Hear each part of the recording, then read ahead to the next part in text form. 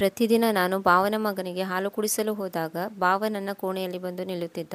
ನನಗೆ ತುಂಬ ನಾಚಿಕೆಯಾಗುತ್ತಿತ್ತು. ನಾನು ಭಾವನಿಗೆ ಏನೂ ಹೇಳುತ್ತಿರಲಿಲ್ಲ. ಏಕೆಂದರೆ ಭಾವನವರು ನನಗೆ ಮಗುವನ್ನು ನೋಡಿಕೊಳ್ಳುವುದಕ್ಕಾಗಿ ಪ್ರತಿ ತಿಂಗಳು 30,000 ಹಣವನ್ನು ನೀಡುತ್ತಿದ್ದರು. ನಾನು 30,000 ಸಿಗುವ ಅವಕಾಶವನ್ನು ಕಳೆದುಕೊಳ್ಳಲು ಬಯಸಲಿಲ್ಲ. ಆದರೆ ಒಂದು ದಿನ ರಾತ್ರಿ ಭಾವನ ಮಗ ಜ್ವರದಿಂದ ಬಳಲುತ್ತಿದ್ದ. ಭಾವ ಆ ಮಗುವಿಗೆ ಔಷಧಿ ನೀಡಿ ನನಗೆ ಹೇಳಿದರು, ಇಂದು ರಾತ್ರಿ ನನ್ನ ಕೋಣೆಯಲ್ಲಿಯೇ ಉಳಿದುಕೋ ಎಂದು. ನಾನು ಕೂಡ ಒಪ್ಪಿಕೊಂಡೆ. ಆದರೆ ಆ ದಿನ ರಾತ್ರಿ ಅವರು ಮಾಡಿದ ವ್ಯವಹಾರದಿಂದ ನನಗೆ ಪ್ರಜ್ಞೆಯೇ ತಪ್ಪಿದಂತಾಯಿತು. ನನ್ನ ಗಂಡನಿಗೆ ತುಂಬ ಕಡಿಮೆ ಸಂಬಳವಿತ್ತು. ತುಂಬ ಕಷ್ಟಪಟ್ಟು ನಾನು ಮನೆಯನ್ನು ನೋಡಿಕೊಳ್ಳುತ್ತಿದ್ದೆ. ಮೇಲಾಗಿ ನನಗೊಂದು ಮಗು ಕೂಡ ಇತ್ತು. ಇದೇ ಕಾರಣಕ್ಕಾಗಿ ನಾನು ಮನೆಯನ್ನು ಬಿಟ್ಟು ಬೇರೆಲ್ಲೂ ಹೋಗಲು ಆಗುತ್ತಿರಲಿಲ್ಲ. ಬೇರೆ ಯಾವ ನೌಕರಿಯನ್ನು ಕೂಡ ಮಾಡಲಾಗಲಿಲ್ಲ. ಒಮ್ಮೆ ಭಾವ ನನಗೆ ಕೊಟ್ಟ ಸಲಹೆಯಿಂದ ನಾನು ತುಂಬ ಯೋಚನೆಯಲ್ಲಿ ಮುಳುಗಿದ್ದೆ. ಇದಕ್ಕೆ ನನ್ನ ಗಂಡ ಅವಕಾಶ ನೀಡುವುದಿಲ್ಲವೆಂದು ನಾನು ಅಂದುಕೊಂಡೆ. ಏಕೆಂದರೆ ನನ್ನ ಗಂಡ ತುಂಬ ಡಿಫ್ರೆಂಟ್ ಆಗಿದ್ದರು. ಏಕೆಂದರೆ ಅವರು ಹೇಳಿದ ಕೆಲಸ ಬೇರೆಯೇ ರೀತಿಯದ್ದಾಗಿತ್ತು. ಅವರಿಗೆ ಎಂತಹ ಮಹಿಳೆಯ ಅವಶ್ಯಕತೆ ಇತ್ತು ಎಂದರೆ ಆ ಮಹಿಳೆ ಅವರ ಮಗುವಿಗೆ ತಾಯಿಯ ಪ್ರೀತಿ ತೋರಿಸಬೇಕು ಎನ್ನುವುದು ಅವರ ಆಸೆಯಾಗಿತ್ತು. ಭಾವ ನನ್ನ ಬಳಿ ಇದನ್ನು ಹೇಳಿದಾಗ ನಾನು ಅವರ ಮಾತನ್ನು ಕೇಳಿ ಸುಮ್ಮನಾದೆ. ಭಾವ ಹೇಳಿದರು, ನಾನು ನನ್ನ ಮಗನನ್ನು ತುಂಬ ಪ್ರೀತಿಸುತ್ತೇನೆ. ನನ್ನ ಮಗನಿಗಾಗಿ ಆ ಮಹಿಳೆಗೆ ನಾನು ಕೈತುಂಬ ಹಣವನ್ನು ಕೊಡಲು ಕೂಡ ತಯಾರಿದ್ದೇನೆ. ಆಗ ನಾನು ಹೇಳಿದೆ, ಭಾವ ನನಗೆ ಇದರ ಬಗ್ಗೆ ಅಷ್ಟೇನೂ ಗೊತ್ತಿಲ್ಲ. ಆದರೆ ನಾನು ಯಾರಲ್ಲಾದರೂ ಕೇಳಿ ಅಂತಹ ಮಹಿಳೆ ಇದ್ದರೆ ನಿಮ್ಮ ಬಳಿ ಬಂದು ಹೇಳುತ್ತೇನೆ. ಮಾತು ಮುಗಿದ ಮೇಲೆ ನಾನು ಮನಸ್ಸಿನಲ್ಲೇ ಯೋಚಿಸತೊಡಗಿದೆ. ಭಾವನ ಬಳಿ ಎಷ್ಟೊಂದು ಹಣವಿದೆ. ಆದರೆ ನಮ್ಮ ಬಳಿ ಮನೆಯನ್ನು ನಡೆಸುವಷ್ಟು ಕೂಡ ಹಣವಿರಲಿಲ್ಲ. ನನ್ನ ಗಂಡನ ಸಂಪಾದನೆಯೂ ಕೂಡ ಚೆನ್ನಾಗಿಲ್ಲ. ಭಾವನ ಹೆಂಡತಿ ನೋಡಲು ತುಂಬ ಸುಂದರವಾಗಿದ್ದಾಳೆ. ಅವಳಿಗೆ ಮನೆಗೆಲಸವನ್ನು ಕೂಡ ಮಾಡುವ ಅವಶ್ಯಕತೆ ಇರಲಿಲ್ಲ. ಮತ್ತೆ ಯೋಚಿಸಿದೆ, ಇದರಿಂದ ನನಗೇನಾಗಬೇಕಾಗಿದೆ ಎಂದುಕೊಂಡು ನಾನು ಈ ವಿಷಯವನ್ನು ನನ್ನ ಪಕ್ಕದ ಮನೆಯವರಿಗೆ ಹೇಳಿದೆ. ಆಗ ನನ್ನ ಪಕ್ಕದ ಮನೆಯವಳು ಹೇಳಿದಳು, ನಿನ್ನ ಭಾವನಿಗೆ ಬೇರೆ ಮಹಿಳೆಯ ಅವಶ್ಯಕತೆ ಏನಿದೆ? ಆಗ ನಾನು ಹೇಳಿದೆ, ನಿನ್ನ ಮಾತಿನ ಅರ್ಥವೇನು? ಆಗ ಅವಳು ಹೇಳಿದಳು, ನೀನೇ ಅವರ ಮನೆಗೆ ಹೋಗಿ ಅವರ ಮಗುವನ್ನು ನೋಡಿಕೋ. ನಿನಗೆ ಒಳ್ಳೆಯ ಸಂಬಳವೂ ಕೂಡ ದೊರೆಯುತ್ತದೆ. ಹೇಗಿದ್ದರೂ ಇದು ನಿಮ್ಮ ಮನೆಯ ಒಳಗಿನ ವಿಚಾರವಲ್ಲವೇ? ಆಗ ನಾನು ಅವಳಿಗೆ ಹೇಳಿದೆ, ಅರೆ ನೀನು ಹುಚ್ಚಿ ಏನು? ಅವರು ನನ್ನ ಭಾವ. ಇದೆಲ್ಲ ಚೆನ್ನಾಗಿ ಕಾಣುವುದಿಲ್ಲ. ಏಕೆಂದರೆ ನಾವು ಸಂಬಂಧಿಕರಾಗಿದ್ದೇವೆ. ನನ್ನ ಮಾತನ್ನು ಕೇಳಿ ಪಕ್ಕದ ಮನೆಯವಳು ಹೇಳಿದಳು, ಸಂಬಂಧಿಕರ ಸಹಾಯಕ್ಕೆ ಬರದಿದ್ದರೆ ಮತ್ಯಾರಿಗೆ ಸಹಾಯ ಮಾಡುತ್ತಾರೆ? ಅವರಂತೂ ನಿನ್ನ ಗಂಡನ ಕಾಸ ಅಣ್ಣ. ಅವರ ಕೆಲಸವೂ ಆಗುತ್ತದೆ ಮತ್ತು ನಿನ್ನ ಅವಶ್ಯಕತೆಗಳನ್ನು ಕೂಡ ಪೂರೈಸಿಕೊಳ್ಳಬಹುದು. ಆಗ ನಾನು ಮನದಲ್ಲೇ ಯೋಚಿಸಿದೆ, ಒಂದು ವೇಳೆ ನನ್ನ ಗಂಡನಿಗೆ ಈ ವಿಷಯ ಗೊತ್ತಾದರೆ ಅವರು ಏನೆಂದುಕೊಳ್ಳಬಹುದು? ಮಾತು ಮುಗಿಸಿ ನಾನು ಮನೆಗೆ ಬಂದೆ. ಮನೆಗೆ ಬಂದಾಗ ಅದೇ ಕಷ್ಟದ ಜೀವನ, ಅದೇ ಒಣ ರೊಟ್ಟಿ. ನನ್ನ ಮಗನಿಗೂ ಕೂಡ ಒಳ್ಳೆಯ ಊಟವನ್ನು ಕೊಡಲು ಆಗುತ್ತಿರಲಿಲ್ಲ. ಭಾವನವರು ವಿದೇಶಕ್ಕೆ ಹೋಗಿ ಚೆನ್ನಾಗಿ ಹಣವನ್ನು ಸಂಪಾದಿಸಿಕೊಂಡು ಭಾರತಕ್ಕೆ ಮರಳಿದ್ದರು. ಇಲ್ಲಿ ಬಂದ ಮೇಲೆ ಅವರು ತಮ್ಮ ಸ್ವಂತ ಬಿಸ್ನೆಸ್ಸನ್ನು ಶುರು ಮಾಡಿದರು. ಮತ್ತೊಂದು ಕಡೆ ನನ್ನ ಗಂಡ ಇಡೀ ದಿನ ಕುಡಿದು ಮನಸ್ಸಿಗೆ ಬಂದಾಗ ಯಾವಾಗಲಾದರೊಮ್ಮೆ ಕೆಲಸಕ್ಕೆ ಹೋಗುತ್ತಿದ್ದರು. ಹೀಗೆ ನಮ್ಮ ಜೀವನ ನಡೆಯುತ್ತಿತ್ತು. ಅತ್ತೆಯ ಮರಣದ ನಂತರ ನನ್ನ ಗಂಡ ಸಾರಾಯಿ ದಾಸನಾಗಿ ಬಿಟ್ಟಿದ್ದರು. ಸರಾಯಿ ಕುಡಿಯುವುದು ಈಗ ಅವರಿಗೆ ಒಂದು ಚಟವಾಗಿ ಹೋಗಿದೆ. ನಾನು ಹಲವು ಬಾರಿ ಅವರಿಗೆ ತಿಳಿಸಿ ಹೇಳಲು ಪ್ರಯತ್ನಿಸಿದೆ. ಆದರೆ ಅವರು ನನ್ನ ಮೇಲೆ ಕೈ ಮಾಡುತ್ತಿದ್ದರು. ನಾನು ಕೂಡ ಅತ್ಯಂತ ಕಷ್ಟದ ಜೀವನವನ್ನು ನಡೆಸುತ್ತಿದ್ದೆ. ನನ್ನ ಮಗ ಇನ್ನೂ ಚಿಕ್ಕವನಾಗಿರುವುದರಿಂದ ನಾನು ಹೊರಗೆ ಕೆಲಸಕ್ಕೂ ಕೂಡ ಹೋಗುತ್ತಿರಲಿಲ್ಲ. ಇದೆಲ್ಲವನ್ನು ಯೋಚಿಸಿ ನಾನು ಅಂದುಕೊಂಡೆ, ಭಾವನಿಗೆ ನಾನೇ ಮಗುವನ್ನು ನೋಡಿಕೊಳ್ಳುತ್ತೇನೆ ಎಂದು ಹೇಳಬೇಕು. ಬಹುಶಃ ಅವರು ನೀನು ಮಗುವನ್ನು ನೋಡಿಕೊಳ್ಳಲು ಬರುವುದು ಬೇಡವೆಂದು ಸಹ ಹೇಳಬಹುದು. ಆದರೂ ಒಂದು ಬಾರಿ ಮಾತನಾಡಿ ನೋಡುತ್ತೇನೆ ಮತ್ತು ನಮ್ಮ ಮನೆಯ ಪರಿಸ್ಥಿತಿಯೂ ಕೂಡ ತುಂಬ ಕೆಟ್ಟದಾಗಿದೆ ಎಂದು ಹೇಳುತ್ತೇನೆ. ಅವರ ಮಗುವನ್ನು ನೋಡಿಕೊಂಡರೆ ನನಗೆ ಸ್ವಲ್ಪ ಹಣ ಕೂಡ ದೊರೆಯಬಹುದು. ಇದರಿಂದ ನಮ್ಮ ಮನೆಯ ಖರ್ಚನ್ನು ನಾನು ನಿಭಾಯಿಸಬಹುದು. ಹೇಗಿದ್ದರೂ ಭಾವನೆಗೆ ನಮ್ಮ ಮನೆಯ ಪರಿಸ್ಥಿತಿಯ ಬಗ್ಗೆ ಚೆನ್ನಾಗಿ ತಿಳಿದಿತ್ತು. ನನ್ನ ಮಗ ಕೂಡ ಒಳ್ಳೆಯ ಪೋಷಣೆ ಇಲ್ಲದೆ ತುಂಬ ವೀಕ್ ಆಗಿದ್ದ. ನಾನು ನನ್ನ ಮಗನಿಗೋಸ್ಕರ ಈ ದೊಡ್ಡ ಹೆಜ್ಜೆಯನ್ನು ಇಡಲು ತಯಾರಾದೆ. ಏಕೆಂದರೆ ಮತ್ತೊಂದು ಮಗುವನ್ನು ಮಡಿಲಲ್ಲಿ ಎತ್ತಿಕೊಳ್ಳುವುದು, ತನ್ನ ಮಗು ಇರುವಾಗ ಇನ್ನೊಂದು ಮಗುವನ್ನು ಸಾಕಿ ಸಲಹುವುದು ಅಷ್ಟೊಂದು ಸುಲಭದ ಕೆಲಸವಲ್ಲ. ನನ್ನ ಮಗನಿಗಾಗಿ ನಾನು ಇದೆಲ್ಲವನ್ನು ಮಾಡಲು ತಯಾರಾದೆ. ನನ್ನ ಪಕ್ಕದ ಮನೆಯವಳ ಮಾತು ಈಗ ನನಗೂ ಕೂಡ ಸರಿಯೆನಿಸಿತು. ಎಲ್ಲಕ್ಕೂ ಮೊದಲು ಭಾವನಲ್ಲಿ ಇದರ ಬಗ್ಗೆ ಮಾತನಾಡುತ್ತೇನೆ. ನಿಮ್ಮ ಮಗನನ್ನು ನೋಡಿಕೊಳ್ಳಲು ನನ್ನನ್ನು ನೇಮಿಸಿಕೊಳ್ಳಿ ಎಂದು ಹೇಳುತ್ತೇನೆ ಮತ್ತು ಸಂಬಳವನ್ನು ಕೂಡ ಕೇಳಿ ತಿಳಿದುಕೊಳ್ಳುತ್ತೇನೆ. ಒಂದು ವೇಳೆ ಅವರು ನನಗೆ ಕಡಿಮೆ ಸಂಬಳ ಕೊಡುತ್ತೇನೆಂದರೆ ನಾನು ಅವರ ಮಗುವನ್ನು ನೋಡಿಕೊಳ್ಳಲು ನಿರಾಕರಿಸುತ್ತೇನೆ. ಏಕೆಂದರೆ ನನ್ನ ಮಗ ಕೂಡ ಇನ್ನೂ ಚಿಕ್ಕವನಾಗಿದ್ದ. ಅವನನ್ನು ನೋಡಿಕೊಳ್ಳುವುದಕ್ಕಾಗಿ ಕೂಡ ನನಗೆ ಸಮಯ ಬೇಕಾಗಿತ್ತು. ಇಂದಿನ ಬೆಲೆ ಏರಿಕೆ ದಿನಗಳಲ್ಲಿ ಕಡಿಮೆ ಹಣದಿಂದ ಮನೆಯ ಖರ್ಚು ವೆಚ್ಚವನ್ನು ನೋಡಿಕೊಳ್ಳುವುದು ಅಷ್ಟೊಂದು ಸುಲಭವಲ್ಲ. ನಾನು ಹೀಗೆ ಯೋಚಿಸುತ್ತಿದ್ದಾಗ ನನ್ನ ಗಂಡ ಮನೆಯೊಳಗೆ ಬಂದರು. ಇಂದು ಅವರ ಮೂಡ್ ಕೂಡ ತುಂಬ ಚೆನ್ನಾಗಿತ್ತು. ನಾನು ಇದೇ ಸಮಯವನ್ನು ಉಪಯೋಗಿಸಿಕೊಂಡು ಅವರ ಜೊತೆ ಮಾತನಾಡಬೇಕೆಂದುಕೊಂಡೆ. ಮತ್ತೆ ನಾನು ಅವರಿಗೆ ನೀರು ಕೊಡಲು ಹೋದೆ. ಆಗ ಅವರು ಹೇಳಿದರು, ಏನು ವಿಷಯ, ಇಂದಿನವರೆಗೆ ನೀನು ನನಗೆ ಒಂದು ಗ್ಲಾಸ್ ನೀರು ಕೂಡ ಕೊಟ್ಟವಳಲ್ಲ, ಇಂದೇಕೆ ನನಗೆ ನೀರು ತೆಗೆದುಕೊಂಡು ಬಂದೆ? ಏನೂ ಇಲ್ಲ, ನಾನು ಭಾವನ ಮನೆಗೆ ಕೆಲಸಕ್ಕೆ ಹೋಗಬೇಕೆಂದುಕೊಂಡಿದ್ದೇನೆ. ಹೀಗೆ ಹೇಳುತ್ತಿದ್ದಂತೆ ನನ್ನ ಗಂಡ ನನ್ನನ್ನು ವಿಚಿತ್ರ ದೃಷ್ಟಿಯಿಂದ ನೋಡುತ್ತಿದ್ದರು. ಇದರ ಮುಂದೆ ನಾನು ಅವರ ಜೊತೆ ಮಾತನಾಡುವುದು ತುಂಬ ಕಷ್ಟವಾಯಿತು. ನನ್ನ ಹಣೆಯಿಂದ ಬೆವರು ಇಳಿಯತೊಡಗಿತ್ತು. ಉಲ್ಟಾ ನನ್ನ ಗಂಡ ನನಗೆ ಚಾಟಿ ಬೀಸುವರೇನೋ ಎಂದು ಅಂದುಕೊಂಡೆ. ಆದರೂ ನಾನು ಧೈರ್ಯ ಮಾಡಿ ಅವರಲ್ಲಿ ಹೇಳಿದೆ, ಭಾವ ಕೆಲವು ದಿನಗಳ ಹಿಂದೆ ತನ್ನ ಮಗನನ್ನು ನೋಡಿಕೊಳ್ಳಲು ಒಬ್ಬ ಮಹಿಳೆಯ ಅವಶ್ಯಕತೆ ಇದೆ ಎಂದು ಹೇಳಿದ್ದರು. ನಾನೇ ಆ ಕೆಲಸವನ್ನು ಮಾಡೋಣ ಎಂದು ಯೋಚಿಸುತ್ತಿದ್ದೇನೆ. ಇದರ ಬದಲಾಗಿ ನನಗೆ ಒಳ್ಳೆಯ ಸಂಬಳ ಕೂಡ ದೊರೆಯುವುದು ಮತ್ತು ನಮ್ಮ ಮನೆಯ ಪರಿಸ್ಥಿತಿ ಕೂಡ ಸುಧಾರಿಸುವುದು. ನಾನು ಎಲ್ಲ ವಿಷಯವನ್ನು ಹೇಳಿ ಮುಗಿಸಿದ ಮೇಲೆ ನನ್ನ ಗಂಡನ ಕೈಯಿಂದ ನೀರಿನ ಗ್ಲಾಸ್ ಕೆಳಗೆ ಬಿತ್ತು ಮತ್ತು ಅವರು ಸಿಟ್ಟಿನಿಂದ ಹೇಳಿದರು, ನೀನು ಅಣ್ಣನ ಮನೆಗೆ ಕೆಲಸಕ್ಕೆ ಹೋಗುವ ಅವಶ್ಯಕತೆ ಇಲ್ಲ. ಆಗ ನಾನು ಹೇಳಿದೆ, ಆದರೆ ನಿಮ್ಮ ಸಂಪಾದನೆಯಿಂದ ನಮ್ಮ ಮನೆಯನ್ನು ನಡೆಸಲು ಆಗುತ್ತಿಲ್ಲ. ನೀವು ಎಷ್ಟು ದುಡಿಯುತ್ತೀರೋ ಅದೆಲ್ಲವನ್ನು ನಿಮ್ಮ ಸಾರಾಯಿಗಾಗಿ ಹಾಳು ಮಾಡುತ್ತೀರಿ. ಹೀಗಾದರೆ ನಮ್ಮ ಮಗುವಿನ ಪರಿಸ್ಥಿತಿ ಏನು? ಒಂದು ವೇಳೆ ಅವರು ನನಗೆ ಒಳ್ಳೆಯ ಸಂಬಳವನ್ನು ಕೊಟ್ಟರೆ ಮಾತ್ರ ನಾನು ಅಲ್ಲಿ ಹೋಗಿ ಕೆಲಸ ಮಾಡುತ್ತೇನೆ, ಇಲ್ಲ ಅಂದರೆ ನಾನು ಬೇಡ ಎಂದು ತಿರಸ್ಕರಿಸಿ ಮನೆಗೆ ಬರುತ್ತೇನೆ. ಆದರೆ ನನ್ನ ಗಂಡ ಪದೇ ಪದೇ ಬೇಡವೆಂದೇ ಹೇಳುತ್ತಿದ್ದರು. ಆದರೆ ನಾನು ಪದೇ ಪದೇ ಅವರನ್ನು ಒಪ್ಪಿಸಲು ಪ್ರಯತ್ನಿಸುತ್ತಿದ್ದೆ.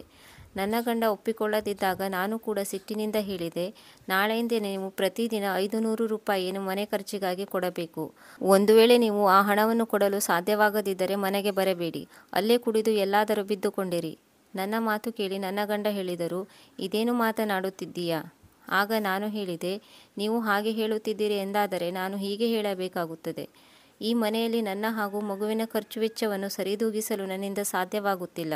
ಇದರಿಂದಾಗಿ ನಾನು ಕೂಡ ದಿನ ಕಳೆದಂತೆ ಸೊರಗುತ್ತಿದ್ದೇನೆ. ಹೀಗಿದ್ದ ಮೇಲೆ ನನ್ನ ಮಗುವನ್ನು ನಾನು ಹೇಗೆ ನೋಡಿಕೊಳ್ಳಬೇಕು? ಅವನಿಗೂ ಕೂಡ ಪೋಷಣೆಯ ಅವಶ್ಯಕತೆ ಇದೆ. ಆಗ ನನ್ನ ಗಂಡ ಸ್ವಲ್ಪ ಹೊತ್ತಿನವರೆಗೆ ಸುಮ್ಮನಾದರು. ಸ್ವಲ್ಪ ಹೊತ್ತು ಯೋಚಿಸಿ ಆನಂತರ ಹೇಳಿದರು, ಸರಿ, ನಿನಗೆ ಹೇಗೆ ಇಷ್ಟವೋ ಹಾಗೆ ಮಾಡು. ಒಂದು ವೇಳೆ ಸಂಬಳ ಕಡಿಮೆ ಇದ್ದರೆ ನೀನು ಅಲ್ಲಿ ಕೆಲಸ ಮಾಡುವ ಅವಶ್ಯಕತೆ ಇಲ್ಲ. ಆಗ ನಾನು ಹೇಳಿದೆ, ಸರಿ, ನಾನು ನಾಳೆ ಅವರಲ್ಲಿ ಹೋಗಿ ಮಾತನಾಡುತ್ತೇನೆ. ಈಗ ನಾನು ಒಳಗೊಳಗೆ ತುಂಬ ಖುಷಿಯಾದೆ. ಒಂದು ವೇಳೆ ನಮ್ಮ ಮನೆಯ ಪರಿಸ್ಥಿತಿ ಸುಧಾರಿಸಿದರೆ ನಾವು ಮುಂದೆ ತುಂಬ ಖುಷಿಯಾಗಿ ಇರಬಹುದು. ಮಾರನೇ ದಿನ ಬೆಳಿಗ್ಗೆ ನಾನು ಮನೆಯ ಎಲ್ಲ ಕೆಲಸವನ್ನು ಮುಗಿಸಿ ಭಾವನ ಮನೆಗೆ ನನ್ನ ಮಗನನ್ನು ಎತ್ತಿಕೊಂಡು ಹೋದೆ. ಭಾವನ ಮನೆ ನಮ್ಮ ಮನೆಯಿಂದ ಕೇವಲ ಅರ್ಧ ಗಂಟೆಯ ದಾರಿಯಾಗಿತ್ತು. ನಾನು ವರ್ಷಕ್ಕೆ ಒಮ್ಮೆ ಮಾತ್ರ ಏನಾದರೂ ಅವಶ್ಯಕತೆ ಇದ್ದರೆ ಅವರ ಮನೆಗೆ ಹೋಗುತ್ತಿದ್ದೆ. ನಮಗೆ ಭಾವನೊಂದಿಗೆ ಅಷ್ಟೊಂದು ಸಂಪರ್ಕವಿರಲಿಲ್ಲ. ನಾನು ಮನೆಯ ಒಳಗೆ ಕಾಲಿಡುತ್ತಿದ್ದಂತೆ ಭಾವನ ಹೆಂಡತಿ ಫೋನಿನಲ್ಲಿ ಮಾತನಾಡುತ್ತಿದ್ದಳು. ಮತ್ತೊಂದು ಬದಿ ಅವಳ ಮಗ ಜೋರಾಗಿ ಅಳುತ್ತಿದ್ದ. ಭಾವ ಮೆಟ್ಟಿಲಿನಿಂದ ಕೆಳಗೆ ಇಳಿದು ಬರುತ್ತಿದ್ದರು. ಭಾವ ನನ್ನನ್ನು ನೋಡಿ ಹೇಳಿದರು, ಕಮಲಾ, ನೀನಿಲ್ಲಿ? ಆಗ ನಾನು ಭಾವನಿಗೆ ಹೇಳಿದೆ, ನಾನು ನಿಮ್ಮ ಜೊತೆ ಮಾತನಾಡಬೇಕಿತ್ತು. ಆಗ ಭಾವ ನನ್ನನ್ನು ಅವರ ಕೋಣೆಗೆ ಕರೆದುಕೊಂಡು ಹೋದರು. ಅವರ ಕೋಣೆಯನ್ನು ನೋಡಿ ನಾನು ಆಶ್ಚರ್ಯಗೊಂಡೆ. ಅವರ ಕೋಣೆ ತುಂಬ ಸುಂದರವಾಗಿತ್ತು. ಆಗ ಭಾವ ಹೇಳಿದರು, ಹೇಳು ಕಮಲಾ, ಏನು ವಿಷಯ? ಆಗ ನಾನು ಹೇಳಿದೆ, ಭಾವ, ನೀವು ಆ ದಿನ ಹೇಳಿದಿರಲ್ಲವೇ ನಿಮ್ಮ ಮಗನನ್ನು ನೋಡಿಕೊಳ್ಳಲು ಒಬ್ಬ ಮಹಿಳೆ ಬೇಕು ಎಂದು? ಆಗ ಭಾವ ಹೇಳಿದರು, ಹೌದು ಹೌದು, ನಾನು ಹೇಳಿದ್ದೆ. ಆ ಮಹಿಳೆ ಎಲ್ಲಿದ್ದಾರೆ? ಆಗ ನಾನು ಹೇಳಿದೆ, ಆ ಮಹಿಳೆ ನಾನೇ. ಇದನ್ನು ಕೇಳುತ್ತಿದ್ದಂತೆ ಭಾವ ನನ್ನನ್ನು ವಿಚಿತ್ರವಾಗಿ ನೋಡಿದರು. ಆಗ ನಾನು ಅವರಿಗೆ ಹೇಳಿದೆ, ಭಾವ, ನೀವು ಸಿಟ್ಟಾಗಬೇಡಿ. ನಿಮಗೆ ನಿಮ್ಮ ಮಗನನ್ನು ನೋಡಿಕೊಳ್ಳಲು ಒಬ್ಬ ಮಹಿಳೆಯ ಅವಶ್ಯಕತೆ ಇದೆ. ಅವಳು ಅಮ್ಮನಾಗಿ ಅವನನ್ನು ಚೆನ್ನಾಗಿ ನೋಡಿಕೊಳ್ಳಬೇಕು ಎನ್ನುವುದು ನಿಮ್ಮ ಆಸೆ. ಮತ್ತೊಂದು ಕಡೆ ನನಗೂ ಕೂಡ ಹಣದ ಅವಶ್ಯಕತೆ ಇದೆ. ಒಂದು ವೇಳೆ ನಿಮ್ಮ ಮಗನನ್ನು ನಾನು ನೋಡಿಕೊಂಡರೆ ಇದರಿಂದ ನನಗೆ ಹಣ ಸಿಗುತ್ತದೆ ಮತ್ತು ನಮ್ಮ ಮನೆಯ ಪರಿಸ್ಥಿತಿಯು ಕೂಡ ಬದಲಾಗುವುದು. ಆಗ ಭಾವ ನನ್ನನ್ನು ತೀಕ್ಷ್ಣವಾಗಿ ನೋಡುತ್ತಾ ಹೇಳಿದರು, ನಿನಗೂ ಕೂಡ ಒಬ್ಬ ಮಗನಿದ್ದಾನೆ. ಹಾಗಿದ್ದ ಮೇಲೆ ನೀನು ಹೇಗೆ ನನ್ನ ಮಗನನ್ನು ಸಂಭಾಳಿಸುತ್ತೀಯಾ? ಆಗ ನಾನು ಹೇಳಿದೆ, ನೀವು ಅದರ ಬಗ್ಗೆ ಚಿಂತಿಸಬೇಡಿ. ನಾನು ನಿಮ್ಮ ಮಗನನ್ನು ಕೂಡ ನನ್ನ ಮಗನಂತೆ ಚೆನ್ನಾಗಿ ನೋಡಿಕೊಳ್ಳುತ್ತೇನೆ. ಭಾವ ನನ್ನ ಮಾತು ಕೇಳಿ ಸ್ವಲ್ಪ ಹೊತ್ತು ಸುಮ್ಮನಾದರು. ನಂತರ ಸರಿ ಎಂದು ಒಪ್ಪಿಕೊಂಡರು. ನಾನು ಕೇಳಿದೆ, ಭಾವ, ನನಗೆ ನೀವು ಎಷ್ಟು ಸಂಬಳ ಕೊಡುತ್ತೀರಿ? ಭಾವ 30,000 ಸಂಬಳವನ್ನು ಕೊಡುತ್ತೇನೆ ಎಂದರು. ಇಷ್ಟೊಂದು ದೊಡ್ಡ ಮೊತ್ತವನ್ನು ಕೇಳಿ ನಾನು ಬಿಟ್ಟ ಕಣ್ಣು ಬಿಟ್ಟ ಹಾಗೆ ನೋಡುತ್ತಿದ್ದೆ. ಆಗ ನಾನು, ಏನು, ಇಷ್ಟು ಹಣವನ್ನು ನೀಡುತ್ತೀರೇನು ಎಂದು ಆಶ್ಚರ್ಯ ವ್ಯಕ್ತಪಡಿಸಿದೆ. ಇಷ್ಟು ದೊಡ್ಡ ಮಟ್ಟದ ಹಣವನ್ನು ಕೇಳಿ ನಾನು ಬಿಟ್ಟ ಕಣ್ಣು ಬಿಟ್ಟ ಹಾಗೆ ನೋಡತೊಡಗಿದೆ ಮತ್ತು ಭಾವನಲ್ಲಿ ಕೇಳಿದೆ, ಇದೇನು ಹೇಳ್ತಾ ಇದ್ದೀರಾ? ಆಗ ಭಾವ ಹೇಳಿದರು, ಇಷ್ಟು ಹಣ ಕಡಿಮೆಯಾಯಿತೆ? ಆಗ ನಾನು ಇಲ್ಲ ಇಲ್ಲ ಎಂದಾಗ ಭಾವ ಹೇಳಿದರು, ಇಂದು ಸಂಜೆಯೇ ಮಗುವನ್ನು ನೋಡಿಕೊಳ್ಳಲು ನಮ್ಮ ಮನೆಗೆ ಬಾ ಎಂದರು. ನಾನು ಖುಷಿಯಿಂದ ಮನೆಗೆ ಮರಳಿದೆ. ಮನೆಗೆ ಬಂದು ನನ್ನ ಗಂಡನಿಗೆ ಎಲ್ಲವನ್ನೂ ಹೇಳಿದೆ. ಅವರು ನನ್ನ ಸಂಬಳವನ್ನು ಕೇಳಿ ಅಚ್ಚರಿಗೊಂಡು ಹೇಳಿದರು, ಒಂದು ಕಡೆ ಅಣ್ಣ ಬಿಸ್ನೆಸ್ನಲ್ಲಿ ತುಂಬ ಹಣವನ್ನು ಸಂಪಾದಿಸುತ್ತಿದ್ದಾನೆ, ಇನ್ನೊಂದು ಕಡೆ ನನಗೆ ನನ್ನ ನಶೆಯ ದುಶ್ಚಟದಿಂದಾಗಿ ಹೆಂಡತಿ ಮಕ್ಕಳನ್ನು ಸಾಕಲಾಗುತ್ತಿಲ್ಲ. ನನ್ನ ಮಗನಿಗೆ ಸರಿಯಾದ ಆಹಾರವನ್ನು ಕೂಡ ನೀಡಲಾಗುತ್ತಿಲ್ಲ. ನನ್ನ ಗಂಡನ ಮಾತನ್ನು ಕೇಳಿ ನಾನು ಹೇಳಿದೆ, ನೀವೇನು ಚಿಂತೆ ಮಾಡಬೇಡಿ, ನಮ್ಮ ಮನೆಯ ಪರಿಸ್ಥಿತಿ ಸದ್ಯದಲ್ಲೇ ಸುಧಾರಿಸುವುದು. ಈಗ ನಾನು ಮನೆಯ ದಿನದ ಎಲ್ಲ ಕೆಲಸವನ್ನು ಬೇಗ ಬೇಗ ಮಾಡಿ ಮುಗಿಸಿದೆ. ಏಕೆಂದರೆ ಸಂಜೆ ಭಾವನ ಮಗನನ್ನು ನೋಡಿಕೊಳ್ಳಲು ಹೋಗಬೇಕಾಗಿತ್ತು. ಮನೆಯ ಎಲ್ಲ ಕೆಲಸವನ್ನು ಮುಗಿಸಿ ಮಡಿಲಲ್ಲಿ ನನ್ನ ಮಗನನ್ನು ಎತ್ತಿಕೊಂಡು ಭಾವನ ಮನೆಗೆ ಹೊರಟು ಬಂದೆ. ಅರ್ಧ ಗಂಟೆಯ ದಾರಿಯ ನಂತರ ನಾನು ಭಾವನ ಬಂಗಲೆಗೆ ಬಂದು ತಲುಪಿದೆ. ಒಳಗೆ ಬರುತ್ತಿದ್ದಂತೆ ಭಾವನ ಹೆಂಡತಿ ಮೂಗು ಮುರಿಯುತ್ತಾ ನನಗೆ ಹೇಳಿದಳು, ಅಷ್ಟಕ್ಕೂ ನನ್ನ ಗಂಡನಿಗೆ ಏನಾಗಿದೆಯೋ ಗೊತ್ತಿಲ್ಲ. ಮಗುವಿಗೋಸ್ಕರ ಹಿಂದೆ ಮುಂದೆ ಯೋಚಿಸದೆ ಯಾವುದೋ ಬಡ ಹೆಂಗಸನ್ನು ಮನೆಗೆ ಕರೆಸಿದ್ದಾರೆ. ಅಕ್ಕನ ಮಾತು ಕೇಳಿ ನನಗೆ ತುಂಬ ನೋವಾಯಿತು. ನಾನು ಬಡವಳೆಂದು ಒಪ್ಪಿಕೊಳ್ಳುತ್ತೇನೆ, ಆದರೆ ಸಂಬಂಧದಲ್ಲಿ ನಾನು ಅವಳಿಗೆ ತಂಗಿಯಾಗಬೇಕು. ಅವಳು ನನಗೆ ಬೆಲೆ ಕೊಡದಿದ್ದರೂ ಈ ಸಂಬಂಧಕ್ಕಾದರೂ ಬೆಲೆ ಕೊಡಬೇಕಾಗಿತ್ತು. ಆದರೂ ನಾನು ಏನೂ ಮಾತನಾಡಲಿಲ್ಲ. ನಂತರ ಭಾವನವರ ಧ್ವನಿ ಕೇಳಿಸಿತು. ಅವರು ನನ್ನನ್ನು ತಮ್ಮ ಜೊತೆ ಅವರ ಕೋಣೆಗೆ ಕರೆದುಕೊಂಡು ಹೋದರು. ಕೋಣೆಗೆ ಹೋಗುತ್ತಿದ್ದಂತೆ ಅವರು ಹೇಳಿದರು, ನೋಡು, ನನ್ನ ಮಗನಿಗೆ ಆಗಾಗ ಹುಷಾರಿರುವುದಿಲ್ಲ. ನನ್ನ ಹೆಂಡತಿಯಂತೂ ಮಗುವಿನ ಕಡೆ ಅಷ್ಟೊಂದು ಗಮನ ನೀಡುವುದಿಲ್ಲ. ಅವಳು ಹೆಚ್ಚಾಗಿ ಕಿಟ್ಟಿ ಪಾರ್ಟಿಯಲ್ಲಿ ಮತ್ತು ಶಾಪಿಂಗ್ನಲ್ಲಿ ಬ್ಯುಸಿಯಾಗಿರುತ್ತಾಳೆ. ಇದರಿಂದಾಗಿ ಅವಳಿಗೆ ತನ್ನ ಮಗುವಿನ ಮೇಲೆ ಅಷ್ಟೊಂದು ಗಮನ ನೀಡಲು ಆಗುವುದಿಲ್ಲ. ಈಗ ನಾನು ನಿನ್ನ ಮೇಲೆ ಸಂಪೂರ್ಣ ವಿಶ್ವಾಸ ಇಡುತ್ತೇನೆ, ಏಕೆಂದರೆ ನೀನು ನನ್ನ ತಮ್ಮನ ಹೆಂಡತಿ. ಆದರೆ ಒಂದು ವಿಷಯವನ್ನು ಮಾತ್ರ ಗಮನವಿಟ್ಟು ಕೇಳು. ಎಲ್ಲಾದರೂ ನೀನು ನನ್ನ ಮಗುವನ್ನು ಚೆನ್ನಾಗಿ ನೋಡಿಕೊಳ್ಳುವುದರ ಬದಲು ನಿನ್ನ ಮಗುವಿನ ಕಡೆ ಹೆಚ್ಚಾಗಿ ಗಮನ ಕೊಟ್ಟರೆ ಮುಂದೆ ನನ್ನ ಮಗುವಿಗೆ ಸಮಸ್ಯೆ ಆಗಬಹುದು. ಇದರ ಬಗ್ಗೆ ಎಚ್ಚರವಿರಲಿ. ಏಕೆಂದರೆ ನಿನ್ನ ಮಗ ಕೂಡ ಇನ್ನೂ ತುಂಬ ಚಿಕ್ಕವನು. ನಿನ್ನ ಮಗನಿಗೂ ಕೂಡ ಅಮ್ಮನ ಅವಶ್ಯಕತೆ ಇದೆ ಎಂದ ಮೇಲೆ ನೀನು ಹೇಗೆ ನನ್ನ ಮಗನಿಗೆ ಅಮ್ಮನ ಪ್ರೀತಿಯನ್ನು ಕೊಡುತ್ತೀಯಾ? ಭಾವನ ಮಾತುಗಳನ್ನು ಕೇಳಿ ನಾನು ಹೇಳಿದೆ, ಭಾವ, ನೀವೇನೂ ಚಿಂತೆ ಮಾಡಬೇಡಿ. ನಾನು ನಿಮ್ಮ ಮಗುವಿಗೆ ಯಾವುದೇ ಕೊರತೆಯನ್ನು ಉಂಟು ಮಾಡುವುದಿಲ್ಲ. ಅವನಿಗೂ ಕೂಡ ಅಮ್ಮನ ಪ್ರೀತಿಯನ್ನೇ ಧಾರೆ ಎರೆಯುವೆ. ಆನಂತರ ನಾನು ಒಬ್ಬಳು ಕೆಲಸದಾಳಿನ ಜೊತೆಗೆ ಒಂದು ಕೋಣೆಗೆ ಬಂದೆ. ಆ ಕೋಣೆಯನ್ನು ಮಗುವಿಗಾಗಿ ಮಾಡಲಾಗಿತ್ತು. ಮಗು ಜೋರಾಗಿ ಅಳುತ್ತಿತ್ತು. ಬಹುಶಃ ಅವನಿಗೆ ಹಸಿವಾಗಿರಬೇಕು. ನಾನು ಅವನನ್ನು ಎತ್ತಿಕೊಂಡೆ ಮತ್ತು ಸುಮ್ಮನಾಗಿಸಿದೆ. ತಕ್ಷಣ ಆ ಮಗು ನಿದ್ದೆಗೆ ಜಾರಿತು. ಆದರೆ ಆ ಮಗುವನ್ನು ನನ್ನ ಮಡಿಲಲ್ಲಿ ನೋಡಿದ ನನ್ನ ಮಗನು ನನ್ನನ್ನೇ ದಿಟ್ಟಿಸಿ ನೋಡುತ್ತಿದ್ದನು. ಏಕೆಂದರೆ ನಾನು ನನ್ನ ಮಗನ ಹಕ್ಕನ್ನು ಮತ್ತೊಂದು ಮಗುವಿಗೆ ನೀಡಿದ್ದೆ. ಅವನು ನನ್ನನ್ನೇ ದಿಟ್ಟಿಸಿ ನೋಡುತ್ತಾ ಪದೇ ಪದೇ ನನ್ನ ಮಡಿಲಿಗೆ ಬರಲು ಪ್ರಯತ್ನಿಸುತ್ತಿದ್ದನು. ಆದರೆ ಆ ಸಂದರ್ಭದಲ್ಲಿ ಭಾವನ ಮಗು ನನ್ನ ಮಡಿಲಲ್ಲಿ ಮಲಗಿತ್ತು.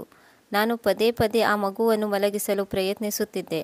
ಆಗ ನನ್ನ ಮಗನ ಮುಖದ ಮೇಲೆ ಒಂದು ರೀತಿಯ ಚಿಂತೆಯನ್ನು ಮತ್ತು ಸಿಟ್ಟನ್ನು ಗಮನಿಸಿದೆ. ಅಷ್ಟರಲ್ಲಿ ಭಾವನ ಮಗು ನಿದ್ದೆ ಹೋಗಿತ್ತು. ನನ್ನ ಮಗ ನನ್ನ ಬಳಿ ಬರಲು ಪ್ರಯತ್ನಿಸುತ್ತಿದ್ದಾಗ ನಾನು ಅಸಹಾಯಕಳಾಗಿ ಪದೇ ಪದೇ ಅವನನ್ನು ದೂರ ತಳ್ಳುತ್ತಿದ್ದೆ. ಈಗ ನನ್ನ ಮಗನು ಕೂಡ ಅಳಬಹುದು ಎಂದು ನನಗೆ ಅನಿಸಿತು. ಆದ್ದರಿಂದ ನಾನು ಭಾವನ ಮಗುವಿನ ಆಟಿಕೆ ಸಾಮಾನುಗಳನ್ನು ನನ್ನ ಮಗನ ಬಳಿ ತಂದಿಟ್ಟೆ. ಆಟಿಕೆ ಸಾಮಾನುಗಳನ್ನು ನೋಡಿ ನನ್ನ ಮಗನ ಖುಷಿಗೆ ಪಾರವೇ ಇರಲಿಲ್ಲ. ನಿದ್ದೆ ಹೋದ ಭಾವನೆ ಮಗನನ್ನು ಬೆಡ್ ಮೇಲೆ ಮಲಗಿಸಿದೆ.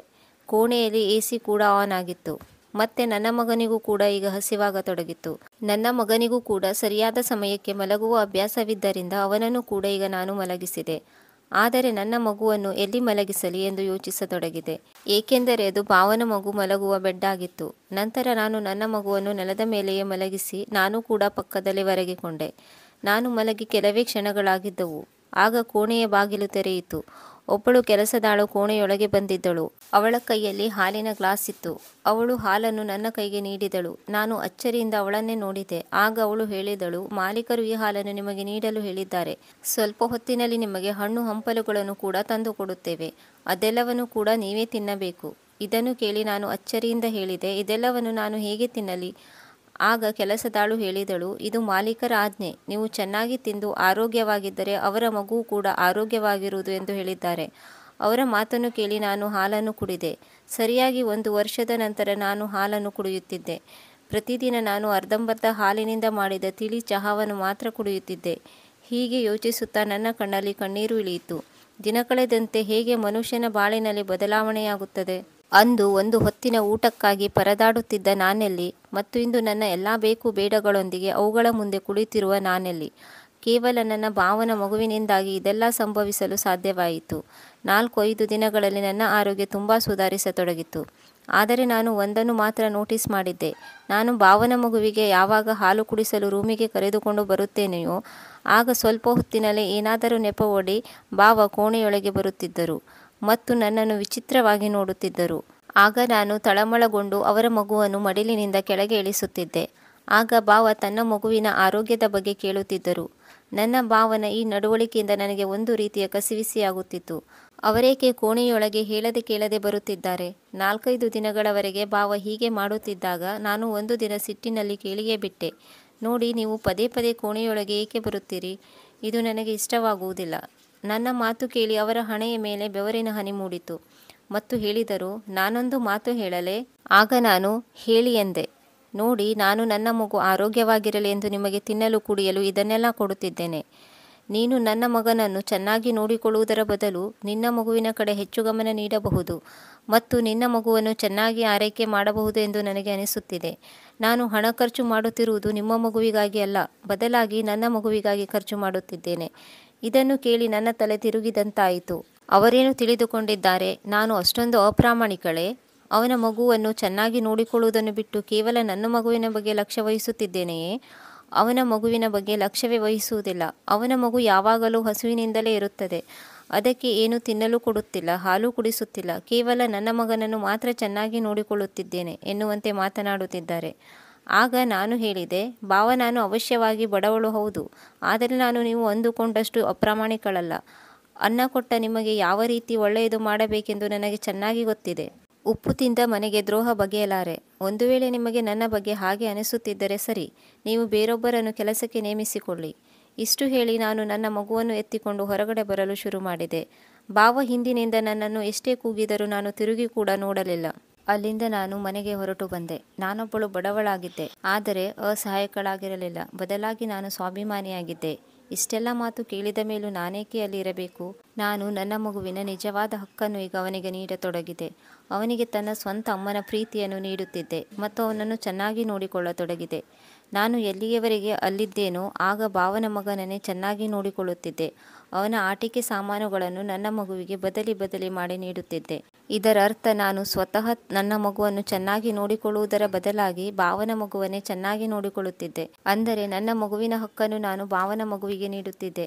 ಅದೇ ರಾತ್ರಿ ನನಗೊಂದು ಗಂಡಾಂತರ ಕಾದಿತ್ತು. ಆ ರಾತ್ರಿ ನನ್ನ ಗಂಡ ಮರಳಿ ಮನೆಗೆ ಬಂದಿರಲಿಲ್ಲ. ನಾನು ತುಂಬ ಚಿಂತೆಗೊಳಗಾದೆ. ರಾತ್ರಿ 12 ಗಂಟೆಯ ಸುಮಾರಿಗೆ ನನ್ನ ಗಂಡನಿಗೆ ಹಾರ್ಟ್ ಅಟ್ಯಾಕ್ ಆಗಿದೆ ಎಂದು ಕಾಲ್ ಬಂದಿತ್ತು. ಇದನ್ನು ಕೇಳಿ ನಾನು ಆಸ್ಪತ್ರೆಗೆ ತಲುಪುತ್ತಿದ್ದಂತೆ ನನ್ನ ಗಂಡನ ಸಾವಾಗಿತ್ತು. ಯಾವಾಗ ಡಾಕ್ಟರ್ ಬಂದು ನಿನ್ನ ಗಂಡ ಬದುಕಿಲ್ಲ ಎಂದು ಹೇಳಿದರೋ ತಕ್ಷಣ ನನಗೆ ಪ್ರಜ್ಞೆ ತಪ್ಪಿತು. ಒಮ್ಮೆ ನನ್ನ ಮಗುವಿನ ಕಡೆಗೆ ನೋಡಿದರೆ ಮತ್ತೊಮ್ಮೆ ನನ್ನ ಗಂಡನ ಶವವನ್ನು ನೋಡುತ್ತಿದ್ದೆ. ನಾನು ಬಿಕ್ಕಿ ಬಿಕ್ಕಿ ಅಳತೊಡಗಿದೆ. ಮುಂದೆ ಏನು ಮಾಡಬೇಕೆಂದು ಗೊತ್ತಾಗಲಿಲ್ಲ. ಊರಿನ ಹೆಚ್ಚಿನ ಜನರು ಮನೆಯಲ್ಲಿ ಸೇರಿದ್ದರು. ಬೆಳಿಗ್ಗೆಯೇ ನನ್ನ ಗಂಡನ ಅಂತಿಮ ಸಂಸ್ಕಾರ ಮಾಡಲಾಯಿತು. ರಾತ್ರಿ ಇಡೀ ಅಳುತ್ತಲೇ ನಾನು ಕಾಲ ಕಳೆದೆ. ನನ್ನ ಮಗುವಿಗೆ ತನ್ನ ತಂದೆಯ ಮೃತ್ಯುವಾಗಿದೆ ಎಂಬುದು ಸಹ ತಿಳಿಯಲಿಲ್ಲ. ಬಂದವರೆಲ್ಲರೂ ನನ್ನನ್ನು ನೋಡಿ ಹೇಳುತ್ತಿದ್ದರು, ನಿನ್ನ ವಯಸ್ಸಿನೂ ಚಿಕ್ಕದು. ಈ ಚಿಕ್ಕ ಹಸುಳೆಯೊಂದಿಗೆ ನಿನ್ನ ಮುಂದಿನ ಜೀವನವನ್ನು ಹೇಗೆ ನಡೆಸುತ್ತೀಯಾ? ನಿನ್ನ ಪತಿಯಂತೂ ಇಷ್ಟು ಬೇಗ ನೀನು ತರುಣಿಯಿದ್ದಾಗಲೇ ನಿನ್ನನ್ನು ಒಂಟಿಯಾಗಿ ಬಿಟ್ಟು ಹೋದನು. ಜನರ ಮಾತುಗಳು ನನಗೆ ಪದೇ ಪದೇ ಚುಚ್ಚುತ್ತಿದ್ದವು. ಮಾರನೇ ದಿನ ನಾನು ದುಃಖದಲ್ಲೇ ಕುಳಿತುಕೊಂಡಿದ್ದೆ. ಆಗ ಮನೆಯ ಬಾಗಿಲ ಹೊರಗೆ ಒಂದು ದೊಡ್ಡ ಗಾಡಿ ಬಂದು ನಿಂತಿತ್ತು. ಓಣಿಯ ಹುಡುಗರು ಆ ಗಾಡಿಯ ಹಿಂದೆ ಓಡೋಡಿ ಬಂದಿದ್ದರು. ಪ್ರತಿಯೊಬ್ಬರೂ ಆಶ್ಚರ್ಯದಿಂದ ಆ ಗಾಡಿಯನ್ನೇ ನೋಡುತ್ತಿದ್ದರು. ನಮ್ಮ ಈ ಚಿಕ್ಕ ವಠಾರಕ್ಕೆ ಇಷ್ಟೊಂದು ದೊಡ್ಡ ಗಾಡಿ ಏಕೆ ಬಂದಿದೆ? ಯಾರು ಬಂದಿದ್ದಾರೆ? ಇದೆಲ್ಲ ಯೋಚಿಸುತ್ತಿದ್ದರು. ಆಗ ನಮ್ಮ ಮನೆಯ ಬಾಗಿಲು ತೆರೆಯಿತು. ಮುಂದೆ ಭಾವ ನಿಂತಿದ್ದರು. ಆಗ ಭಾವ ಎಲ್ಲರನ್ನೂ ಕಡೆಗಣಿಸಿ ಓಡುತ್ತಾ ನನ್ನ ಬಳಿ ಬಂದರು. ಅವರ ಈ ನಡವಳಿಕೆಯಿಂದ ನಿನ್ನೆ ರಾತ್ರಿ ಅವರ ತಮ್ಮನ ಸಾವಾಗಿದೆ ಎಂಬ ಸುದ್ದಿ ತಲುಪಿದೆ ಎಂದು ಸ್ಪಷ್ಟವಾಗಿ ತೋರುತ್ತಿತ್ತು. ಅವರು ನನ್ನಲ್ಲಿ ತಮ್ಮ ಸಂತಾಪ ವ್ಯಕ್ತಪಡಿಸಿದರು. ನಾನು ಬಿಕ್ಕಿ ಬಿಕ್ಕಿ ಅಳತೊಡಗಿದೆ. ಆಗ ನನಗೆ ಸಮಾಧಾನಪಡಿಸುತ್ತಾ ಹೇಳಿದರು, ನೀನೇನು ಚಿಂತೆ ಮಾಡಬೇಡ, ಎಲ್ಲವೂ ಸರಿಯಾಗುವುದು. ವಾಸ್ತವದಲ್ಲಿ ನಾನು ನನ್ನ ಮಗುವಿಗೆ ಹುಷಾರಿಲ್ಲ ಎಂದು ಹೇಳಲು ನಿನ್ನ ಬಳಿ ಬಂದಿದ್ದೇನೆ. ಅವನ ಆರೋಗ್ಯ ತುಂಬ ಹದಗೆಟ್ಟಿದೆ. ಈಗ ಅವನು ಕೆಲಸದ ಒಳಬಡಿ ಕೂಡ ಇರುತ್ತಿಲ್ಲ. ಯಾವಾಗಲೂ ಹಗಲು ರಾತ್ರಿ ಅಳುತ್ತಲೇ ಇರುತ್ತಾನೆ. ಅವನಿಗೆ ನಿನ್ನ ಮಡಿಲಿನ ಅಭ್ಯಾಸವಾಗಿ ಹೋಗಿದೆ. ನನಗಿಷ್ಟೇ ಹೇಳಬೇಕಾಗಿತ್ತು. ನಾನು ಮಾಡಿದ ತಪ್ಪಿಗೆ ನನಗೆ ತುಂಬ ನಾಚಿಕೆಯಾಗುತ್ತಿದೆ ಮತ್ತು ತುಂಬ ಪಶ್ಚಾತ್ತಾಪ ಪಡುತ್ತಿದ್ದೇನೆ. ನನ್ನ ಮಗುವಿನ ಆರೋಗ್ಯದ ಬಗ್ಗೆ ಸ್ವಲ್ಪ ಚಿಂತೆಗೊಳಗಾಗಿ ನಾನು ಆ ರೀತಿ ಹೇಳಿದೆ ಅಷ್ಟೇ. ಏಕೆಂದರೆ ನನ್ನ ಮಗುವಿನ ಸ್ವಂತ ತಾಯಿ ಅವಳು ಸ್ವಂತ ತಾಯಿಯಲ್ಲ, ಬದಲಾಗಿ ಹೆಸರಿಗೆ ಮಾತ್ರ ತಾಯಿ ಎಂದು ಹೇಳಿಸಿಕೊಳ್ಳುವ ಆಕೆಯನ್ನು ನಾನು ಹೇಗೆ ನಂಬಲಿ? ಮಗುವಿನ ಬಗ್ಗೆ ಕಿಂಚಿತ್ತೂ ಅವಳಿಗೆ ಕಾಳಜಿ ಇಲ್ಲ. ಮನೆಯಲ್ಲಿದ್ದಾಗಲೂ ಅವಳು ಮಗುವನ್ನು ಕೆಲಸದಾಳಿನ ಬಳಿ ನೋಡಿಕೊಳ್ಳಲು ಬಿಡುತ್ತಾಳೆ. ಮಗು ಅತ್ತರೂ ಕೂಡ ಅವಳಿಗಾಗಲಿ ಅವಳ ಮೋಜುಮಸ್ತಿಗಾಗಲಿ ಯಾವುದೇ ವ್ಯತ್ಯಾಸವಾಗುವುದಿಲ್ಲ. ಭಾವ ಹೀಗೆ ಹೇಳಿದಾಗ ನನಗನಿಸಿತು, ಅವರು ಒಂದು ಮಗುವಿನ ಒಬ್ಬ ಒಳ್ಳೆಯ ತಂದೆಯಾಗಿ ಅವರ ಜಾಗದಲ್ಲಿ ಸರಿಯಾಗಿ ನಡೆದುಕೊಂಡಿದ್ದರು ಎಂದುಕೊಂಡೆ. ಅವರು ನನ್ನ ಕೈಯಲ್ಲಿ ಸ್ವಲ್ಪ ಹಣವನ್ನು ಇಟ್ಟು ಅಲ್ಲಿಂದ ಹೊರಟು ಹೋದರು. ಈಗ ನನ್ನ ಗಂಡನ ಸಾವಾಗಿತ್ತು. ಆದರೆ ಮನೆಯ ರೇಷನ್ ಕೂಡ ಖಾಲಿಯಾಗುವುದರಲ್ಲಿತ್ತು. ಈಗ ಪದೇ ಪದೇ ಕೆಲಸದವಳ ಫೋನ್ ಕೂಡ ಬರತೊಡಗಿತ್ತು. ಭಾವನ ಮಗುವಿಗೆ ತುಂಬಾ ಹುಷಾರಿಲ್ಲ. ಕೇವಲ ನನ್ನ ಮಡಿಲಲ್ಲಿ ಮಾತ್ರ ಅವನು ಆರಾಮಾಗಿರಬಹುದು ಎಂದಳು. ಅಷ್ಟಕ್ಕೂ ನನಗೂ ಕೂಡ ಭಾವನ ಮಗುವಿನ ಬಗ್ಗೆ ತುಂಬ ಕಾಳಜಿ ಇತ್ತು. ಅದರಲ್ಲೂ ನಾನು ಕೂಡ ಒಂದು ಮಗುವಿನ ತಾಯಿಯಾಗಿದ್ದೆ. ನನ್ನ ಮಡಿಲಲ್ಲಿ ಕೂಡ ಒಂದು ಮುಗ್ಧ ಮಗು ಇತ್ತು. ಹಾಗೆಂದ ಮೇಲೆ ನಾನು ಇನ್ನೊಂದು ಮಗುವಿನ ಬಗ್ಗೆ ಹೇಗೆ ಕಾಳಜಿ ವಹಿಸದೇ ಇರಲು ಸಾಧ್ಯ? ಆ ದಿನ ನಾನು ಭಾವನಿಗೆ ಕಾಲ್ ಮಾಡಿದೆ. ಅವರು ನನಗಾಗಿ ಒಂದು ದೊಡ್ಡ ಗಾಡಿಯನ್ನು ಕಳುಹಿಸಿಕೊಟ್ಟರು. ಅದೇ ಗಾಡಿಯಲ್ಲಿ ನಾನು ಭಾವನ ಮನೆಗೆ ಬಂದು ತಲುಪಿದೆ. ನನ್ನ ಆರೋಗ್ಯ ತುಂಬ ಹದಗೆಟ್ಟಿತು. ಅದರ ಹೊರತಾಗಿಯೂ ನಾನು ಭಾವನ ಮಗುವನ್ನು ಮಡಿಲಲ್ಲಿ ಎತ್ತಿಕೊಂಡೆ. ನಂತರ ಆ ಮಗು ಸುಮ್ಮನಾಯಿತು. ಅವನು ಈಗ ನನ್ನ ಜೊತೆ ಆಟವಾಡತೊಡಗಿದನು. ಏಕೆಂದರೆ ನನ್ನ ಜೊತೆ ಇದ್ದು ಅವನಿಗೆ ರೂಢಿಯಾಗಿ ಹೋಗಿತ್ತು. ಪ್ರತಿ ಸಮಯ ಅವನು ನನ್ನ ಬಳಿಯೇ ಇರತೊಡಗಿದನು. ಇದನ್ನು ನೋಡಿ ಭಾವ ತುಂಬ ಖುಷಿಯಾದರು. ಆನಂತರ ಒಂದು ದಿನ ಭಾವ ನನ್ನ ಬಳಿ ಬಂದು ಹೇಳಿದರು, ನಿನಗೆ ಸರಿ ಎನಿಸಿದರೆ ನೀನು ಇಲ್ಲಿಯೇ ಇರಬಹುದು. ನಿನಗಾಗಿ ಒಂದು ಕ್ವಾರ್ಟರ್ಸ್ ಖಾಲಿ ಮಾಡಿಸುತ್ತೇನೆ. ಹೇಗಿದ್ದರೂ ಈಗ ನಿನಗೆ ಯಾರೂ ಸಂಬಂಧಿಕರಿಲ್ಲ. ಅದಕ್ಕಿಂತಲೂ ಒಳ್ಳೆಯದೆಂದರೆ ನೀನು ಒಬ್ಬಂಟಿಯಾಗಿ ಇರುವುದರ ಬದಲು ಈಗ ಇಲ್ಲಿಯೇ ಇರಬಹುದು. ನನಗೂ ಕೂಡ ಅವರು ಹೇಳುವುದು ಸರಿಯನಿಸಿತು. ಈಗ ಭಾವ ನನ್ನ ಮಗನನ್ನು ಕೂಡ ತುಂಬ ಚೆನ್ನಾಗಿ ನೋಡಿಕೊಳ್ಳುತ್ತಿದ್ದರು. ನನ್ನ ಮಗನ ಇಷ್ಟ ಕಷ್ಟಗಳನ್ನು ಕೂಡ ವಿಚಾರಿಸಿಕೊಳ್ಳುತ್ತಿದ್ದರು. ತಮ್ಮ ಮಗನಿಗೆ ಏನೇ ವಸ್ತುಗಳನ್ನು ತಂದರೂ ಕೂಡ ಅದರ ಜೊತೆಗೆ ನನ್ನ ಮಗನಿಗೂ ಕೂಡ ತರುತ್ತಿದ್ದರು. ಆದರೆ ಭಾವನ ಹೆಂಡತಿಯ ಪತ್ತೆಯೇ ಇರಲಿಲ್ಲ. ಅಕ್ಕ ಯಾವಾಗ ಮನೆಗೆ ಬರುತ್ತಾಳ, ಯಾವಾಗ ಮನೆಯಿಂದ ಹೊರಟು ಹೋಗುತ್ತಾಳ ಎಂದು ಭಾವನಿಗೂ ಕೂಡ ಗೊತ್ತಾಗುತ್ತಿರಲಿಲ್ಲ. ಅವಳು ಎಲ್ಲ ಸಮಯದಲ್ಲಿಯೂ ಕೂಡ ಶಾಪಿಂಗ್ ಮತ್ತು ಸ್ನೇಹಿತರೊಂದಿಗೆ ಕಿಟಿ ಪಾರ್ಟಿಯಲ್ಲಿ ಇರುತ್ತಿದ್ದಳು. ತನ್ನ ಮಗ ಯಾವ ಪರಿಸ್ಥಿತಿಯಲ್ಲಿ ಇದ್ದಾನೆ ಎಂಬುದರ ಬಗ್ಗೆ ಕೂಡ ಅವಳಿಗೆ ಸ್ವಲ್ಪವೂ ಕಾಳಜಿ ಇರಲಿಲ್ಲ. ನಾನು ಯಾವಾಗಲೂ ನನ್ನ ಗಂಡನನ್ನು ನೆನಪಿಸಿಕೊಂಡು ತುಂಬ ದುಃಖದಿಂದ ಇರುತ್ತಿದ್ದೆ. ನನ್ನ ಮಗ ಕೂಡ ತನ್ನ ತಂದೆಯನ್ನು ನೆನೆದು ಆಗಾಗ ಅಳುತ್ತಿದ್ದನು. ಈಗ ಭಾವನ ಮಗನ ಆರೋಗ್ಯ ಮತ್ತೊಮ್ಮೆ ಹದಗೆಟ್ಟಿತು. ನಾನು ಕ್ವಾರ್ಟರ್ಸ್ಗೆ ಹೋಗಲು ಅನುವಾದಾಗ ಭಾವ ಇಂದು ತಮ್ಮ ಮನೆಯಲ್ಲೇ ಉಳಿದುಕೊಳ್ಳಲು ಹೇಳಿದರು. ಇಂದು ನನ್ನ ಮಗನ ಕೋಣೆಯಲ್ಲಿಯೇ ಮಲಗು, ಏಕೆಂದರೆ ಅವನ ಆರೋಗ್ಯ ತುಂಬ ಹದಗೆಟ್ಟಿದೆ. ಹೇಗಿದ್ದರೂ ಅವನು ನಿನ್ನ ಬಳಿ ಬಂದಾಗಲೇ ಸುಮ್ಮನಾಗುತ್ತಾನೆ. ನಾನು ಕೂಡ ಅಸಹಾಯಕಳಾಗಿ ಇಂದು ಭಾವನ ಮನೆಯಲ್ಲಿಯೇ ಉಳಿಯಬೇಕಾಯಿತು. ಮಧ್ಯರಾತ್ರಿಯಲ್ಲಿ ಭಾವನ ಮಗು ಅಳತೊಡಗಿದಾಗ ನಾನು ಅವನಿಗೆ ಹಾಲನ್ನು ಕುಡಿಸತೊಡಗಿದೆ. ಆಗ ಭಾವ ಕೋಣೆಯೊಳಗೆ ಬಂದರು. ನಾನು ನನ್ನದೇ ಆದ ಯೋಚನೆಯಲ್ಲಿ ಮುಳುಗಿದ್ದೆ. ಆದರೆ ಹೆಜ್ಜೆಯ ಸಪ್ಪಳವನ್ನು ಕೇಳಿ ಭಾವನನ್ನು ನೋಡಿದ ತಕ್ಷಣ ಮಗುವಿಗೆ ಹಾಲು ಕುಡಿಸುವುದನ್ನು ನಿಲ್ಲಿಸಿದೆ. ಮತ್ತು ಈಗ ಅವನ ಆರೋಗ್ಯ ಕೂಡ ಸುಧಾರಿಸಿತು ಮತ್ತು ಮಗು ನಿದ್ದೆ ಹೋಯಿತು. ನಾನು ಒಂದು ರೀತಿ ಬಡಬಡಿಸುತ್ತಿರುವುದನ್ನು ನೋಡಿ ಭಾವ ನನ್ನ ಎದುರಿಗೆ ಒಂದು ಕುರ್ಚಿಯನ್ನು ಎಳೆದು ಕುಳಿತುಕೊಂಡರು. ಆಗ ಅವರು ಹೇಳಿದ ಮಾತನ್ನು ಕೇಳಿ ನಾನು ನಿಂತ ನೆಲವೇ ಕುಸಿದಂತಾಯಿತು. ಭಾವ ಹೇಳಿದರು, ನೋಡು, ನಾನೇನು ಹೇಳುತ್ತಿದ್ದೇನೆ ಅದನ್ನು ಗಮನವಿಟ್ಟು ಕೇಳು. ನಾನು ಎಂತಹ ಹುಡುಗಿಯೊಂದಿಗೆ ಮದುವೆಯಾಗಲು ಬಯಸಿದ್ದೇನೆಂದರೆ ಅವಳು ಹೊರ ಪ್ರಪಂಚವನ್ನು ನೋಡಿಕೊಳ್ಳುವುದರ ಬದಲು ನನ್ನ ಮನೆ ಹಾಗೂ ನನ್ನ ಮಗುವನ್ನು ಚೆನ್ನಾಗಿ ನೋಡಿಕೊಳ್ಳುವ ಒಳ್ಳೆಯ ಹುಡುಗಿಯಾಗಿರಲಿ, ನನ್ನ ಮಗುವಿಗೆ ಒಳ್ಳೆಯ ಸಂಸ್ಕಾರ ನೀಡಲಿ ಎಂದುಕೊಂಡಿದ್ದೆ. ಆದರೆ ನಾನು ಈಗ ಮದುವೆಯಾದ ಹುಡುಗಿಯಲ್ಲಿ ಆ ರೀತಿಯ ಯಾವ ಲಕ್ಷಣಗಳು ಕಾಣಿಸುತ್ತಿಲ್ಲ. ಆದ್ದರಿಂದ ನಿನ್ನನ್ನು ನಾನು ಮದುವೆಯಾಗಬೇಕೆಂದುಕೊಂಡಿದ್ದೇನೆ. ಏಕೆಂದರೆ ನೀನು ನನ್ನ ಮಗುವನ್ನು ಚೆನ್ನಾಗಿ ನೋಡಿಕೊಳ್ಳುತ್ತಿದ್ದೀಯಾ, ಅವನನ್ನು ಚೆನ್ನಾಗಿ ಪಾಲನೆ ಪೋಷಣೆ ಮಾಡುತ್ತಿದ್ದೀಯಾ. ನನ್ನ ಮಗು ಕೂಡ ನಿನ್ನನ್ನು ತುಂಬ ಹಚ್ಚಿಕೊಂಡಿದ್ದಾನೆ. ನಿನ್ನೊಂದಿಗೆ ಅವನು ಖುಷಿಯಾಗಿರುತ್ತಾನೆ. ಆದ್ದರಿಂದ ನನ್ನ ಮಗುವಿಗೋಸ್ಕರ ನಿನಗೆ ಅವನ ಅಮ್ಮನ ದರ್ಜೆಯ ಸ್ಥಾನಮಾನವನ್ನು ನೀಡಬೇಕು ಎಂದು ಅಂದುಕೊಂಡಿದ್ದೇನೆ. ಇದೇ ಕಾರಣಕ್ಕಾಗಿ ನಾನು ನಿನ್ನನ್ನು ಮದುವೆಯಾಗಬೇಕು ಎಂದು ಅಂದುಕೊಂಡಿದ್ದೇನೆ. ಭಾವನ ಮಾತು ಕೇಳುತ್ತಿದ್ದಂತೆ ನನ್ನ ಮುಖ ಕೆಂಪಾಗಿತ್ತು. ಆಗ ನಾನು ಹೇಳಿದೆ, ನಾನು ಕೇವಲ ನನ್ನ ಗಂಡನನ್ನು ಮಾತ್ರ ಪ್ರೀತಿಸುತ್ತೇನೆ ಅಂದ ಮೇಲೆ ನಾನು ಹೇಗೆ ನಿಮ್ಮೊಂದಿಗೆ ಮದುವೆಯಾಗಲು ಸಾಧ್ಯ? ಅದರಲ್ಲೂ ಈಗ ಅವರ ಆತ್ಮಕ್ಕೆ ಶಾಂತಿ ಕೂಡ ದೊರೆತಿಲ್ಲ. ಇಷ್ಟು ಹೇಳಿ ನಾನು ನನ್ನ ಕ್ವಾರ್ಟರ್ಸ್ಗೆ ಹೊರಟು ಬಂದೆ. ಆಗ ಭಾವ ಹೇಳಿದರು, ನಿರ್ಧಾರ ಮಾಡುವ ಹಕ್ಕು ನಿನಗಿದೆ. ನೀನು ಹೇಗೆ ಹೇಳುತ್ತೀಯೋ ಹಾಗೆ ನಡೆಯುವುದು. ಒಪ್ಪುವುದು ಬಿಡುವುದು ನಿನ್ನ ಕೈಯಲ್ಲೇ ಇದೆ. ಈಗ ಭಾವ ನನ್ನ ಮಗುವನ್ನು ಕೂಡ ತುಂಬ ಚೆನ್ನಾಗಿ ನೋಡಿಕೊಳ್ಳುತ್ತಿದ್ದರು. ನನ್ನ ಮಗ ಈಗ ಶ್ರೀಮಂತಿಕೆ, ಸುಪ್ಪತ್ತಿಗೆಯಲ್ಲಿ ಮತ್ತು ಐಷಾರಾಮಿ ಜೀವನದಲ್ಲಿ ತೇಲಾಡುತ್ತಿದ್ದನು. ಹಾಗಾಗಿ ನಾನು ತುಂಬ ಯೋಚಿಸಿದೆ. ನನ್ನ ಮಗುವಿನ ಭವಿಷ್ಯದ ದೃಷ್ಟಿಯಿಂದ ಕೊನೆಗೆ ಅಸಹಾಯಕಳಾಗಿ ಭಾವನ ಮಾತನ್ನು ಒಪ್ಪಿಕೊಳ್ಳಲೇಬೇಕಾಯಿತು. ಆದರೆ ನನಗೆ ಈಗ ಭಾವನ ಹೆಂಡತಿಯ ಬಗ್ಗೆ ತುಂಬ ಚಿಂತೆ ಕಾಡತೊಡಗಿತು. ಯಾವಾಗ ನಾನು ಭಾವನೊಂದಿಗೆ ಮದುವೆಯಾಗಲು ಒಪ್ಪಿಗೆ ನೀಡಿದೆನೋ ಆಗ ಭಾವ ತಕ್ಷಣ ತಮ್ಮ ಮೊದಲ ಹೆಂಡತಿಗೆ ವಿಚ್ಛೇದನ ನೀಡಿದರು. ಅವಳು ತುಂಬ ಕೂಗಾಡಿದಳು. ಆದರೆ ಭಾವ ಅವಳಿಂದ ತನ್ನ ಎಲ್ಲ ಕ್ರೆಡಿಟ್ ಕಾರ್ಡ್ ಮತ್ತು ಬ್ಯಾಂಕ್ ಬ್ಯಾಲೆನ್ಸ್ ಕಿತ್ತುಕೊಂಡರು. ಇಲ್ಲಿಯವರೆಗೆ ಅವಳು ಹೇಗೆಲ್ಲ ಮಜವಾದ ಪಾರ್ಟಿ ಜೀವನವನ್ನು ನಡೆಸುತ್ತಿದ್ದಳೋ ಅದೆಲ್ಲದಕ್ಕೂ ಭಾವನ ಹಣವನ್ನೇ ಪೋಲು ಮಾಡುತ್ತಿದ್ದಳು. ಭಾವ ಅವಳಿಂದ ಹಣವನ್ನು ಕಿತ್ತುಕೊಂಡಾಗ ಅವಳು ಕಂಗಾಲಾದಳು ಮತ್ತು ಭಾವ ನನ್ನನ್ನು ಮದುವೆ ಮಾಡಿಕೊಂಡರು. ಒಮ್ಮೊಮ್ಮೆ ನಾನು ಈ ನಿರ್ಧಾರ ಮಾಡಿ ತಪ್ಪು ಮಾಡಿಬಿಟ್ಟೆ ಎಂದು ನನಗೆ ಅನಿಸುತ್ತಿತ್ತು. ಆದರೆ ಮದುವೆಯಾದ ಮೇಲೆ ಭಾವ ನನ್ನ ಮೇಲೆ ತೋರಿದ ಪ್ರೀತಿಯನ್ನು ನೋಡಿ ನನ್ನನ್ನು ಸ್ವತಃ ಅದೃಷ್ಟವಂತೆ ಎಂದು ತಿಳಿದುಕೊಂಡೆ.